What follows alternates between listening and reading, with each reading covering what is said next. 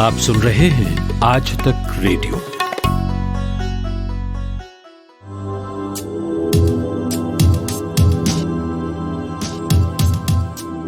ये जो रविवार गया है, इस रविवार की सुबह पुलिस को हैदराबाद में बंजारा हिल्स में फुटपाथ पर पड़ी हुई एक चादर में लिपटी हुई एक बॉडी मिलती है। ये एक 70 साल के औरत का शरीर है, निर्जीव शरीर। तहकीकात करने पर मालूम हुआ कि इस महिला के बेटे ने ही अपनी मां को सड़क पर फेंक दिया था, क्योंकि मां को बुखार था कई दिन से और इलाज ना हुआ तो वो चल बसी। फिर कोरोना का डर भी तो है, कैसे दफनाएं, कैसे अंतिम संस्कार करें, क्योंकि बेटा है एक सोसाइटी का गार्ड। अगर किसी को मालूम होता तो नौकरी भी जा सकती थी, पैसे भी नहीं मिल रहे थे, गरीबी तो थी ही। और इस सब डर ने, इन सब परेशानियों ने उसे मृत मां को सड़क पर फेंकने पर मजबूर कर दिया। ये असली कहानी है, ये कोरोना की कहानी है। ये बस एक हैमरिंग है। क्या कोरोना मानवीय संवेदनाओं से बड़ा हो गया है? इसी सवाल के साथ आज का कोरोना कवरेज शुरू करते हैं, जिसमें आपके ढेर सारे सवालों के जवाब हैं। नमस्कार, मैं हूं माधुरी। कोरोना कवरेज में आज देखिए हम करेंगे दिल की बात। अरे बाबा, दिल यानी आपके हार्ट की बात। क्यों गिर जाती है दिल की धड़कन कोविड-19 में? और मेट्रो सफर की तैयारियां कर लीजिए, नई गाइडलाइंस आ गई हैं, इन पर भी होगी बात। इसके साथ ही अहमदाबाद के सीरो सर्वे के नतीजों पर भी होगी बात। मगर उससे पहले देश परदेश से कोरोना अपडेट्स। भारत में पिछले 24 घंटे में कोरोना वायरस के 83,500 से ज्यादा नए मामले सामने आए हैं और इस दौरान 1043 लोगों की मौत भी हुई है। इसके साथ ही भारत में संक्रमितों की संख्या 38 लाख के पार पहुंच गई है, जबकि मृतकों की संख्या 67,376 से ऊपर पहुंच चुकी है। एक्टिव केस की संख्या 8 लाख के ऊपर चली गई है। हालांकि ठीक होकर जो अस्पताल से लौटे हैं मरीज, वो भी 30 लाख के करीब हो गए हैं। देश में आने वाले ऐसे यात्री जिन्हें आगे की दूसरी घरेलू उड़ान पकड़नी है, अब उस हवाई अड्डे पर अपनी RT-PCR जांच करा सकेंगे जहां वे अंतर्राष्ट्रीय उड़ान से उतरे हैं। एम्स की OPD सेवाएं जारी रहेंगी। एम्स ने एक विज्ञप्ति जारी कर ये बात कही। इससे पहले 1 सितंबर को उन्होंने एक सर्कुलर जारी किया था, जिसमें 2 हफ्तों तक OPD, जनरल वार्ड और निजी वार्ड बंद रहेंगे, ये बात कही थी। बीजेपी की सांसद रीता बहुगुणा जोशी कोरोना पॉजिटिव पाई गई हैं। उन्हें इलाज के लिए लखनऊ के PGI में भर्ती कराया गया है। दिल्ली के मुख्यमंत्री अरविंद केजरीवाल ने कहा है कि पंजाब में पार्टी के कार्यकर्ता लोगों का ऑक्सीजन स्तर नापने के लिए ऑक्सीमीटर के साथ हर गांव, गली और मोहल्ले में जाएंगे। दुनिया में कोरोना वायरस के अब तक 2 करोड़ 60 लाख से ज्यादा मामले सामने आ चुके हैं। इनमें लगभग 1 करोड़ 83 लाख लोग ठीक भी हो चुके हैं। स्कॉटलैंड और वेल्स ने ग्रीस से आने वाले यात्रियों के लिए 14 दिन का क्वारंटीन जरूरी किया है। यहाँ ग्रीस से आने वाले कई यात्री संक्रमित पाए गए थे। डोनाल्ड ट्रंप प्रशासन ने अमेरिकी राज्यों से राष्ट्रपति चुनाव के 2 दिन पहले यानी 1 नवंबर तक संभावित आने वाली कोविड-19 वैक्सीन को लोगों को दिए जाने के लिए तैयार रहने को कहा है। बता दें कि 3 नवंबर को अमेरिका में राष्ट्रपति पद के लिए चुनाव होने हैं। अंतर्राष्ट्रीय स्तर पर हुए क्लिनिकल ट्रायल में ये बात सामने आई है कि सस्ते और आसानी से उपलब्ध स्टेरॉइड दवाएं कोविड-19 से गंभीर रूप से बीमार रोगियों को बचाने में मदद कर सकती हैं। सैनोफी और ग्लैक्सो की वैक्सीन का ह्यूमन ट्रायल शुरू होने जा रहा है। अमेरिका में 11 जगहों पर वैक्सीन का परीक्षण करने की योजना है। और नेपाल के स्वास्थ्य मंत्रालय ने कहा है कि राजधानी काठमांडू समेत 12 जिलों में कम्युनिटी ट्रांसमिशन शुरू हो गया है कोरोना वायरस का। हाँ जी, क्या आप जानते हैं कि छत्तीसगढ़ के रायपुर में एक बड़े ही काम की चीज हुई है। वहाँ बैटरी से चलने वाली एक ऑटो कियोस्क है जो हर गली और मोहल्ले से लोगों के सैंपल इकट्ठा करेगी। खास बात यह है कि कोई भी कॉल करके इस ऑटो कियोस्क को अपने मोहल्ले में बुला सकता है ना बड़े काम की बात। लेकिन हम काम की बात के साथ दिल की बात तो करेंगे ही आज, क्योंकि दिल का हाल सुने दिल वाला। तो आपके दिल का हाल क्या कहता है? क्या आपका दिल जोरों से धड़क रहा है या आपको लगता है कि आपकी धड़कनें स्किप हो रही हैं? ये कोई इश्क का मर्ज नहीं है, आपको डॉक्टर की सलाह लेनी है। मेरे साथ डॉक्टर रामकेश परिहार हैं, दिल के डॉक्टर हैं, कार्डियोलॉजिस्ट हैं, राजस्थान जयपुर के SMS अस्पताल में। आप फिक्र मत करिए, मैंने आपके सारे सवाल इनसे पूछ लिए हैं, जैसे कि कोविड-19 का दिल पर कितना असर होता है। डॉक्टर साहब, कोरोना एक वायरस की बीमारी है। इस वायरस के कारण हमारे शरीर का हर अंग प्रभावित होता है और नो डाउट उस तरह से कोरोना हमारे हार्ट को प्रभावित करता है और हार्ट के अंदर कई तरह की विभिन्न प्रकार की बीमारियां प्रभावित करता है, कोरोना पैदा करता है। जी, और हार्ट रेट पर इसका क्या असर है? हार्ट के अंदर हम बात करें तो हार्ट का जो टिश्यू रहता है, मायोकार्डियम, बेसिकली फंक्शन जो हार्ट का है, पंपिंग करना, हमारे शरीर के अंदर जो ब्लड है उसको विभिन्न अंगों से लेकर के वापस पूरे बॉडी तक सप्लाई करने का काम, जो पंपिंग फंक्शन है, वो हार्ट का मेन फंक्शन होता है। इसके साथ साथ इसके अंदर एक करंट भी प्रभावित होती है। इलेक्ट्रिसिटी की कंडक्शन होते हैं, कंडक्शन के बाद में पावर आती है, पावर के बाद वो मैकेनिक्स के रूप में काम करता है। तो कंडक्शन सिस्टम होता है, मायोकार्डियम मसल्स होती हैं। तो बिल्कुल जो मायोकार्डियम मसल्स को डैमेज करके कोरोना मायोकार्डाइटिस करता है, या हार्ट के अंदर जो कंडक्शन सिस्टम है, जो करंट बह रही है, उसको ये प्रभावित करता है। जब कंडक्शन सिस्टम प्रभावित होता है तो कहीं ना कहीं करंट के अंदर जो बीमारियां होती हैं, इलेक्ट्रिसिटी संबंधित करंट, हार्ट की जो रिदम से डिसऑर्डर, इसमें एरिथमिया हम बोलते हैं जिसको, ब्रेडिकार्डिया, टैकीकार्डिया, हार्ट की जो धड़कन है आपकी वो कम हो जाती है। कई बार जब कंट्रोल चला जाता है तो हार्ट ब्लॉक हो जाना, इस तरह की समस्याएं पैदा होती हैं। तो कंडक्शन सिस्टम को प्रभावित करता है कोरोना वायरस। इसके कारण हार्ट की धड़कन जनरली स्लो होती है।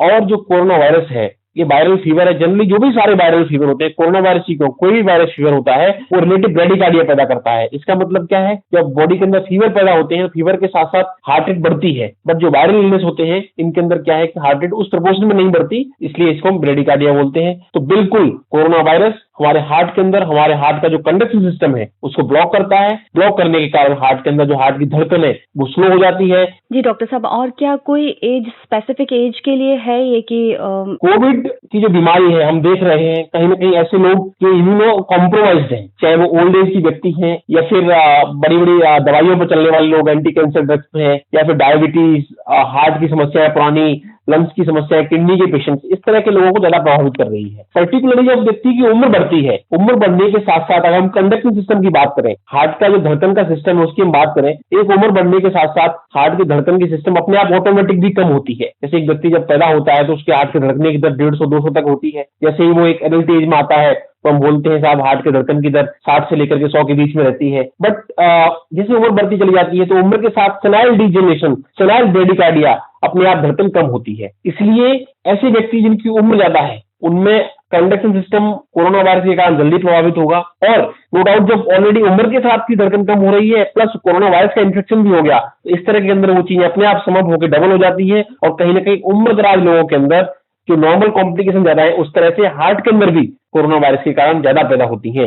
बहुत सारे पेशेंट्स होते हैं जो हमें देखने से पता चलता है, पेशेंट कई बार कंप्लेन करते हैं साहब मेरे चलने पर चक्कर आ रहे हैं और मेरी धड़कन, हार्ट की धड़कन जो बीट बहुत स्लो हो गई है। तो बिल्कुल ये एक बहुत काफी कॉमन सिम्टम है जो कि कोरोना वायरस के पेशेंट्स में मिल रहा है। स्पेशली उम्रदराज व्यक्तियों के अंदर यह सिम्टम ज्यादातर मिलता है। जी, और कितना नॉर्मल रेट होती है हार्ट की और गिरने के बाद कितने तक गिर जाती है? बिल्कुल, देखो एक्चुअली क्या है कि नॉर्मल जो हम मानते हैं एक एडल्ट पॉपुलेशन के अंदर 60 से लेकर के 100 अगर हार्ट के धड़कन की रेट है तो नॉर्मल रेंज में माना जाता है। अगर आपके हृदय के धड़कने की दर या हम बोले पल्स रेट, एक अपने आप में जो हार्ट के अंदर जो इलेक्ट्रिसिटी है, हार्ट के अंदर जो करंट है उसके रिफ्लेक्शन है, हम उसको पल्स रेट कह सकते हैं। पेरिफेरी में हार्ट के अंदर ऑसिलेट करते हैं तो कंडक्शन सिस्टम बोल सकते हैं या हम धड़कन बोल सकते हैं। तो ये जो 60 से 100 के बीच में नॉर्मल होती है। अगर व्यक्ति की 100 से अधिक है तो हम उसको टैकीकार्डिया बोलते हैं, धड़कन ज्यादा है। 60 से कम है तो व्यक्ति के अंदर ब्रेडिकार्डिया बोलते हैं, यानी कि धड़कन कम है। कई बार कुछ चीजें होती है फिजियोलॉजिकल ब्रेडिकार्डिया, उम्र के साथ धड़कन कम हो जाना और व्यक्ति के अंदर कोई सिम्टम्स नहीं होते। एथलेटिक्स, जो लोग एथलेटिक्स फॉर्म में होते हैं उनकी धड़कन भी स्लो रहती है तो उनके अंदर भी कोई सिम्टम्स नहीं आते। बट जब धड़कन कम होने के साथ, जब आपकी धड़कन 60 से कम है और आपको सिम्टम पैदा होने लगे तो पैथोलॉजिकल ब्रेडिकार्डिया में चला जाता है। अगर धड़कन आपकी 100 से ज्यादा है और व्यक्ति को सिम्टम्स हो रहे हैं, कोई समस्या पैदा हो रही है तो वो पैथोलॉजिकल टैकीकार्डिया में चला जाता है। ऐसे लोग जिनकी धड़कन 60 से कम है या फिर जिनकी धड़कन 100 से अधिक है उस लोगों को धड़कन की संबंधी समस्याएं हो सकती हैं। और ऐसे व्यक्ति जिनकी धड़कन 60 से कम है या फिर 100 से अधिक है, इस तरह के लोगों को चिंतित होने की जरूरत है या फिर जागरूक होने की जरूरत है और अपनी बीमारी के बारे में राय लेने की जरूरत है। जी, और एक जो अगर किसी को कोविड-19 हो गया है और वो हार्ट के पहले से ही पेशेंट हैं तो क्या वो जो कॉमन ड्रग लेते हैं रेगुलर बेसिस पर, क्या वो लेना सेफ है उनके लिए? बिल्कुल बिल्कुल, देखो एक्चुअली मैडम आपने अच्छा प्रश्न किया है कि हार्ट के जो पेशेंट्स हैं उनके हार्ट की दवाइयां चल रही हैं, वो हमें दवाइयां बराबर लेते रहना है। अगर आपको कोरोना का इन्फेक्शन हुआ है तो आपको अपने एक्सपर्ट चिकित्सक की राय जरूरी है। राय इसलिए जरूरी है, जैसे हम डिस्कस कर रहे थे, कोविड-19 के कारण आपकी कार्डियक कंडक्शन सिस्टम डिफेक्ट हो सकता है, जिसके अंदर धड़कन ज्यादा कम हो सकती है, आपकी हार्ट ब्लॉक हो सकता है, मायोकार्डिटिस हो सकता है, हार्ट फेल के चांस बढ़ सकते हैं। इस तरह की चीजें पैदा होती हैं। कुछ इस तरह की दवाइयां कोरोना के लिए हम देते हैं, जैसे आजकल एंटीबायोटिक, एजिथ्रोमाइसिन, हाइड्रोक्सीक्लोरोक्विन, इन सब चीजें साथ में ऐड होती हैं।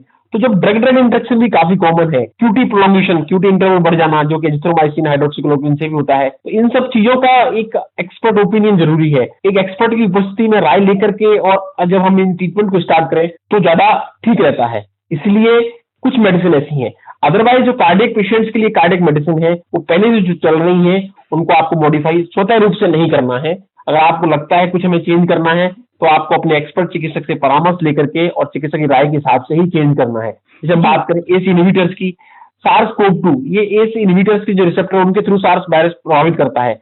बट जो व्यक्ति एस इनहिबिटर्स पर है, उनके अंदर ऑलरेडी एस इनहिबिटर ब्लॉक होने के कारण रिसेप्टर लेवल कम होता है, तो कहीं ना कहीं उसके जो बेनिफिट या नेगेटिव इतने हमें स्टडियों में नहीं मिले हैं। इसलिए चाहे वो एस इनहिबिटर की दवाई है या अदर कार्डियक जो मेडिसिन चल रही है, पेशेंट को उनको बंद नहीं करना है, उनको आपको रेगुलर लेते रहना है।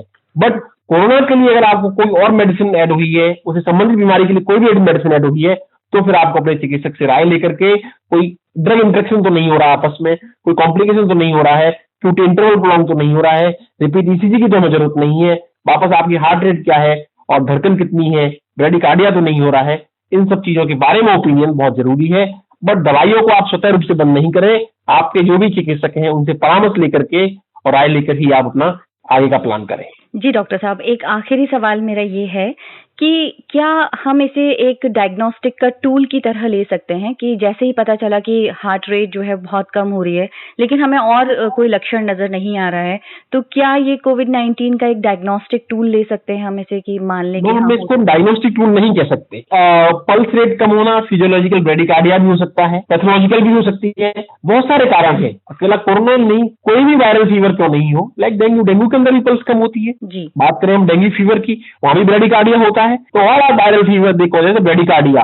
बट अगर आपको डेंगू के सपोर्टिव सिम्टम्स है या फिर कोरोना के आपको सपोर्टिव एविडेंस सिम्टम्स है, आप किसी पेशेंट से एक्सपोज हुए हैं, आपको खांसी है, जुकाम बुखार है, सांस लेने में तकलीफ हो रही है, निमोनिया है आपके, या फिर आपके नाक की सूंघने की शक्ति कम हो गई है, उसके साथ साथ उन सिम्टम्स के साथ साथ अगर आपको ब्रेडिकार्डिया हो रहा है, तो कहीं ना कहीं आपके पॉजिटिव एविडेंस में आ सकता है। बट अकेले पल्स के बेसिस पर हम डायग्नोस्टिक टूल नहीं बना सकते हैं। पहले चीज तो ये सोचना है। ये हम कह सकते हैं कि अगर आपको कोरोना का इन्फेक्शन है और उसमें ब्रेडिकार्डिया हो रहा है, तो एक सपोर्टिव एविडेंस है, बिल्कुल आपके चांस बढ़ जाते हैं कि कोरोना ही है या कोई वायरल इलनेस है। दूसरी चीज, बट ब्रेडिकार्डिया है तो आपको सचेत रहने की ज्यादा जरूरत है, क्योंकि आज तक बहुत सारे केसेस इस तरह के मिल रहे हैं जहां पर हमें हार्ट सडन ब्लॉक में चला जाता है। कई बार उनको पेसिंग की जरूरत पड़ती है, परमानेंट पेसमेकर और टेम्पररी पेसमेकर भी लगाने पड़ रहे हैं। इसलिए ब्रेडिकार्डिया एक सिम्टम है या एक साइन है। पल्स रेट का कम होना, relative bradycardia is an sign और symptom for the coronavirus, but not a diagnostic tool.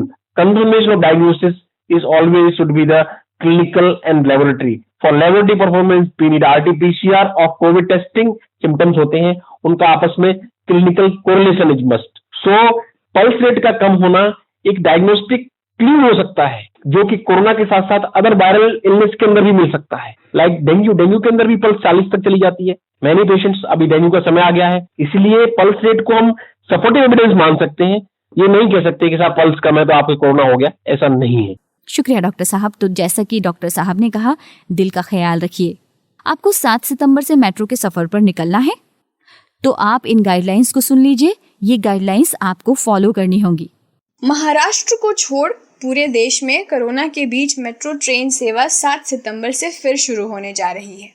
इसको लेकर केंद्रीय शहरी विकास मंत्री हरदीप सिंह पुरी ने एसओपी और गाइडलाइंस जारी कर दी हैं। इस दौरान मेट्रो का संचालन चरणबद्ध तरीके से किया जाएगा और धीरे धीरे मेट्रो की सभी लाइनों को खोला जाएगा।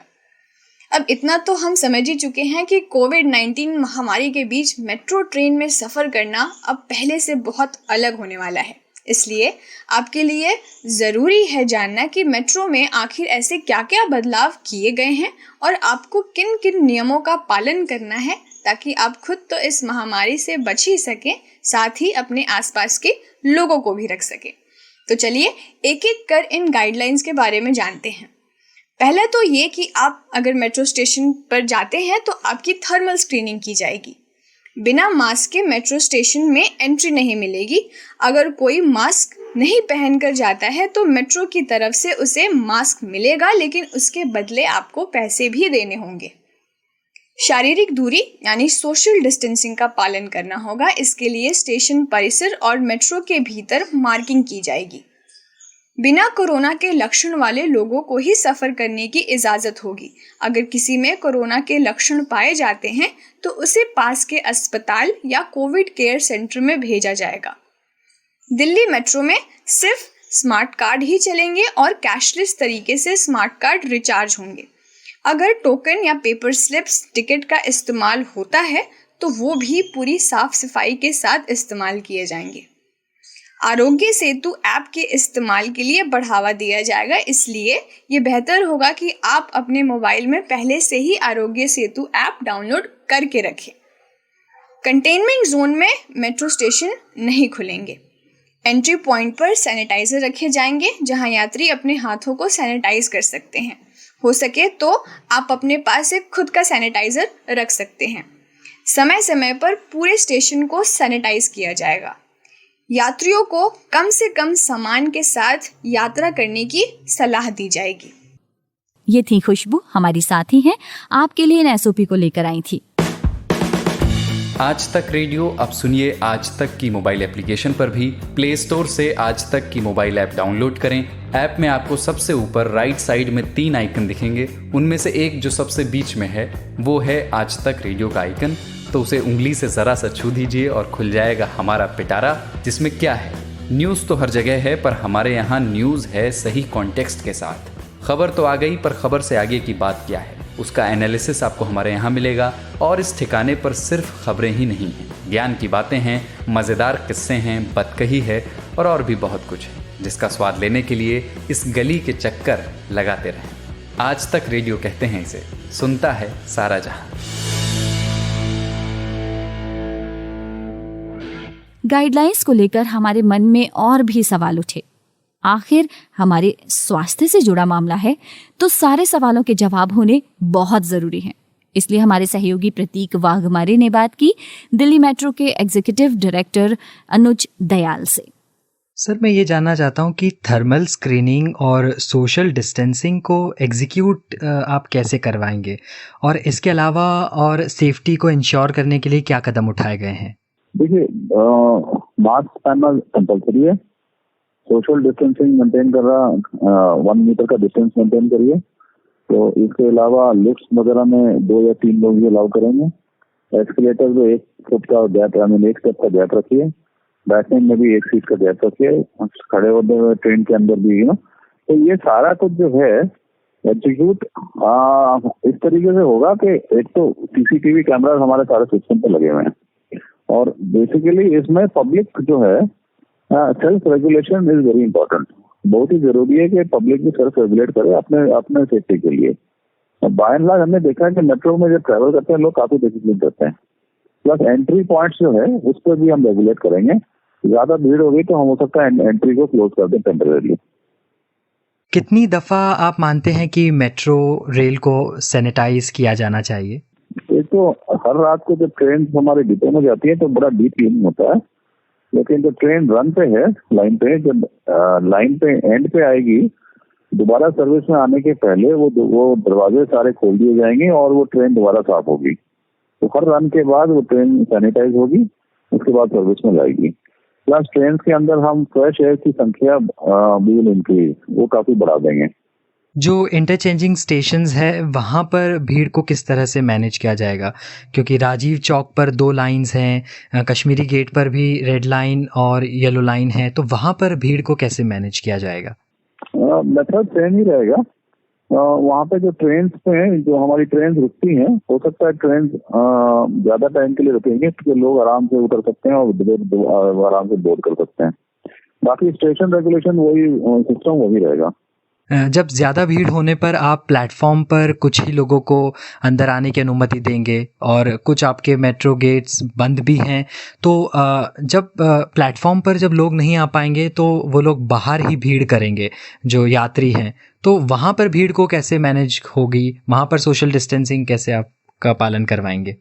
हाँ, उसके लिए हम लोग we will take help of Delhi police के, वहाँ पे रेगुलेशन रहे लोगों का। आप लोगों को, यात्रियों को क्या सलाह देना चाहेंगे कि वो क्या क्या एहतियात बरते? एक दूसरे से मेन थिंग है उसके डिस्टेंस मेंटेन करिए, आपका प्रोटेक्शन है। सो वायरस नहीं स्प्रेड करे, वायरस आपको नहीं टच करे, वही इंटेंशन है।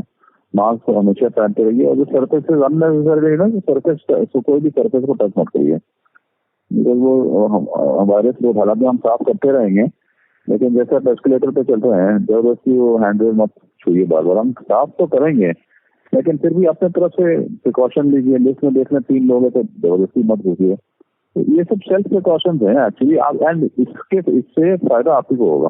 सर, हमने ये भी जाना है कि जो कोरोना है वो एयरबॉर्न डिसीज़ है, हवा में भी कोरोना की मात्रा मिल रही है। तो मेट्रो में तो सेंट्रलाइज्ड एसी होता है, तो वहाँ पर फिर कैसे हम यात्रियों की सेफ्टी को इंश्योर करें? ये maximum amount of fresh air हम इंफ्यूज करेंगे सिस्टम में, और स्टेशन के अंदर भी जो हमारा जो वेंटिलेशन सिस्टम है उसके जो अपर्चर्स हैं, वो जो फ्रेश एयर इनटेक है वो भी हम बढ़ा देंगे। प्लस हमारे ट्रेन के फिल्टर सारे साफ हैं, तो जितना रेगुलेशन पॉसिबल है वो हम करेंगे। सर, इन सबको पूरा करने के लिए ज़रूरी है कि खर्च, फंड, ये सर कहाँ से मिलेगा? किस तरीके से आप फंड मैनेज कर रही है DMRC? ये फंड एक सेपरेट इशू है। अभी तो हमारा फिलहाल हमारा सारा कॉन्सेंट्रेशन है सर्विस रिज्यूम करने का। अब आपको मेट्रो से सीधे हैदराबाद लिए चलते हैं। मेरे कहने का मतलब मेट्रो से, यानी मेट्रो का सफर अभी हमने तय किया। आपको कोई रेल यात्रा तय नहीं करनी है, आपको यहाँ बैठे बिठाए हम वहाँ ले चलते हैं। वहाँ अभी सीरो सर्वे हुआ है, दूसरे नंबर का सीरो सर्वे। इसके नतीजे अलग आए हैं, दिल्ली और मुंबई से बिल्कुल अलग। यहाँ कम लोगों में एंटीबॉडीज मिली हैं। हालांकि पहले सीरो सर्वे के मुकाबले यहाँ ये प्रतिशत ज्यादा है, पर दूसरे राज्यों की तुलना में कम है। क्या है इसका कारण, ये जानते हैं दीपू राय से। दीपू राय इंडिया टुडे के डेटा इंटेलिजेंस यूनिट से हैं और आंकड़ों में तो कोरोना इनसे बच ही नहीं सकता। दीपू बताएं, क्या है ये माजरा? देखिए, सीरो सर्वे जो बेसिकली ब्लड सीरम को चेक करके बताया जाता है कि जो कोरोना के जो वायरस है उसके अगेंस्ट उनके बॉडी में एंटीबॉडीज बन रही है कि नहीं। तो ये एक जो सैंपल टेस्ट किया जाता है सर्टेन पॉपुलेशन को लेकर के, उसमें जो अहमदाबाद का सर्वे आया है, सीरो सर्वे लेटेस्ट फेज का, वो ये बताता है 23.324% के आसपास ऐसे लोग हैं जिनकी बॉडी में एंटीबॉडीज बनना शुरू हुआ है कोरोना वायरस के अगेंस्ट। लेकिन ये एक बहुत अच्छी बात अभी नहीं है, क्योंकि जो परसेंटेज है वो बहुत कम है। और जो उम्मीद एक लग रही थी कि जनरली टाइम के साथ थोड़ा सा ज्यादा लोग इस तरह के एंटीबॉडीज को बना रहे होंगे, वो ऐसा दिख नहीं रहा है। अभी जो खासतौर से अहमदाबाद का जो सीरो सर्वे आया है उसमें ये माना जा सकता है कि तकरीबन जब आपको जुलाई में हुआ था अहमदाबाद में सीरो सर्वे, तो 17.68% हुआ था। तो मामूली बढ़त, करीब 5-6% के आसपास की बढ़त इस बार रही जो सितंबर के फर्स्ट वीक में आया। तो इसका नतीजा यही हुआ कि हम अहमदाबाद में एटलीस्ट जो नंबर्स आ रहे हैं कि वो हर्ड इम्यूनिटी से काफी अभी दूर है मामला, क्योंकि जिसके लिए 60 से 70% एटलीस्ट एंटीबॉडीज बनने चाहिए लोगों में, तो वो इतने टाइम बीतने के बाद भी ट्रेंड जो ऐसे ही आ रहा है। हालांकि मेजर बात इंडिया को लेकर के जो होगी, वो जो नया नेशनल लेवल का सीरो सर्वे शुरू हुआ है नेशनल लेवल पे, वो एक बड़ा इंडिकेशन होगा। जो एक सर्टेन 60 डिस्ट्रिक्ट के आसपास करीब जो पिछली बार मई में हुआ था, वहीं पे सीरो सर्वे दोबारा हो रहा है इस समय, तो उसके जो नतीजे आएंगे वो राष्ट्रीय स्तर पर ये बताने वाला एक जरूर होंगे। लेकिन अहमदाबाद का जो ये नंबर है, ये बहुत ज्यादा होपफुल मतलब मैसेज नहीं देता, क्योंकि बहुत कम लोग ऐसे हैं जो एंटीबॉडीज बनाए हैं। 23%, दिल्ली में आपको याद होगा कि 23.5% जुलाई में बने थे, और एक तरफ से कहा जाए कि 29% अगस्त में ही बन गए। तो एटलीस्ट उतना का ही चेंज हो रहा है जुलाई या 1 महीने या 1.5 महीने में। हालांकि वहां पर तो 1 महीने में ही 5% का चेंज आया। यहाँ तो सितंबर में जाके फर्स्ट वीक में, अगर कहा जाए आज 3 तारीख है, 2 तारीख ही भी मान लीजिए, 1 तारीख, उसमें भी केवल 5.6% का ही सीरो सर्वे जो है जुलाई के मुकाबले ऊपर रहा अहमदाबाद में, और 10,000 पे सैंपल लिया गया।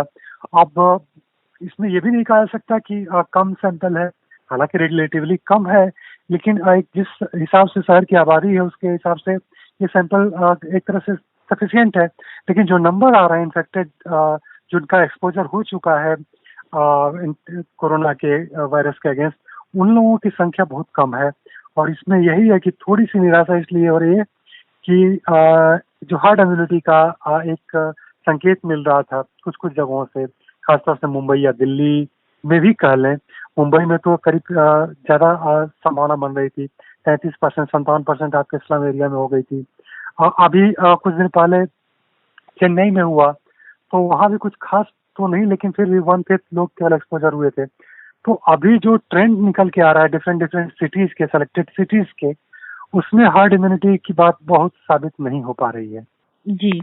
और अहमदाबाद या गुजरात जो है वो कौन से नंबर पर है पूरे देश में?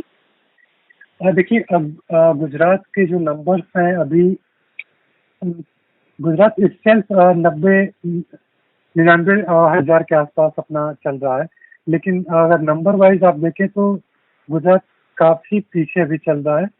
और इसका जो सबसे ज्यादा तो ऑब्वियसली महाराष्ट्र, आंध्र प्रदेश और तमिलनाडु है। गुजरात का नंबर थोड़ा सा नीचे है और ये 10वें लेवल पर है अभी, तो 99,050 केसेस है यहाँ पे।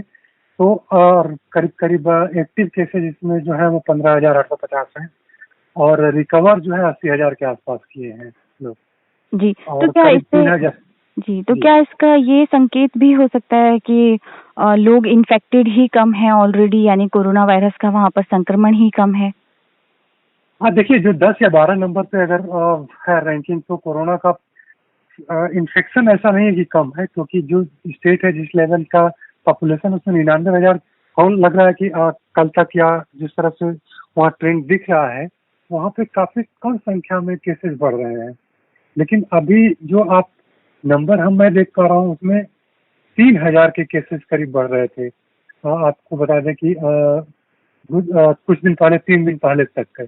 लेकिन अभी टेस्टिंग भी ऑलमोस्ट काफी बढ़िया कही जा सकती है वहाँ पे, लेकिन गुजरात में थोड़ा सा आंकड़े वहाँ के नंबर बहुत क्लियर नहीं होते हैं, और ये नहीं समझ में आता है कि आखिर इतना ज्यादा कैसे चेंजेस आते हैं।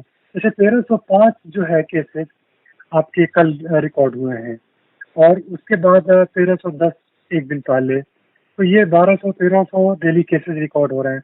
एक्टिव केसेस 152 नए एक्टिव केसेस ऐड किए गए हैं पिछले 24 घंटे में। और इस तरह से देखा जाए कि इसमें रिकवरी में भी कुछ खास नहीं दिख रहा है, क्योंकि जो टोटल कंफर्म में मैंने बताया कि 1300, यहाँ रिकवरी में 1100 के आसपास केसेज हैं। टेस्टिंग भी इनकी फिलहाल एक तरह से कहा जाए कि अच्छी है, और टोटल गुजरात में 74,523 टेस्ट हुए हैं 24 घंटे में, तो टेस्टिंग भी बहुत खराब नहीं कही जा सकती। तो ये भी हो सकता है कि नंबर्स कम आ रहे हैं और केसेस थोड़े से डाउन हो रहे हों, लेकिन अभी रिपोर्टिंग पैटर्न, जो रिपोर्टेड केसेस हैं, वो यही बता रहे हैं कि गुजरात में थोड़ा सा स्पीड स्लो है बढ़ने के केसेस के, और वो वहाँ पर देखा 12वें पोजीशन पर है, और उड़ीसा के बाद उसका नंबर आ रहा है। उड़ीसा 1,13,000 के आसपास पर कर गया है, और ये गुजरात अभी 1 लाख से थोड़ा सा नीचे है। ये थे दीपू राय, और अब चलने का वक्त हो गया है। दिल तो नहीं करता है, मगर जाना तो होगा, क्योंकि दिल is not a sense organ, it is a non sense organ. ध्यान रखिए अपने दिल की धड़कनों का, हाथ भी धोते रहिए। Stay safe.